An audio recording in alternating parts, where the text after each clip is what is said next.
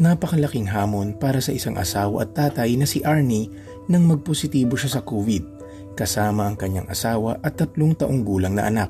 Maging ang kanyang mga magulang at kapatid ay nagpositibo rin sa COVID-19. Fully vaccinated po kami, but nung nalaman ko yung result una sa mother ko, then sumunod po kami. Pumapasok na po sa isip ko talaga yung fear na baka hindi makayanan.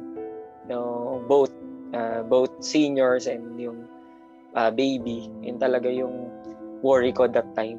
Personal prayer ko na that time na, Lord, ikaw lang yung may hawak ng buhay. Ikaw lang pwedeng magbawi. Ikaw yung pwedeng ulit mag-restore. Yun po na yung prayer ko that time. Our Father in heaven. Mabigat man ang kanilang pinagdaraanan, pinagaan naman ito ng Diyos nang makapanood si Arnie ng The 700 Club Asia. Nakatulong po yung 700 Club Asia that time. Nakakuha po ako ng lakas. Powerful ang word ng Lord. Siyempre yung fear na magkaroon ng death sa family.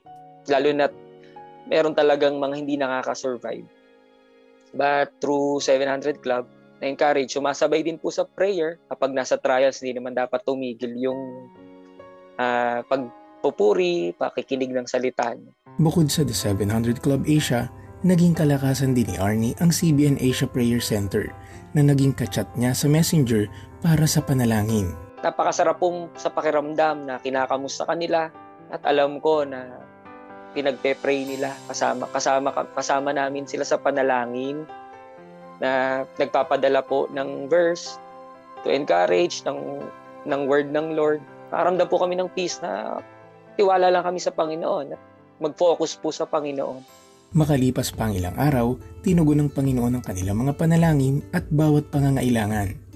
Bumuhos ang mga tulong pinansyal mula sa mga kaibigan at kamag-anak. Natapos rin ang quarantine ng pamilya at patuloy na nanumbalik ang kanilang lakas at maayos na kalusugan. Marami pong blessing si God, puno-puno ng kagalakan. Yung grace ng Lord at mercy niya ay naramdaman po ulit ng family ko. Napakita ng Diyos na buhay siya through the people na tumulong po sa amin. Balik trabaho si Arnie bilang unit manager sa isang insurance company.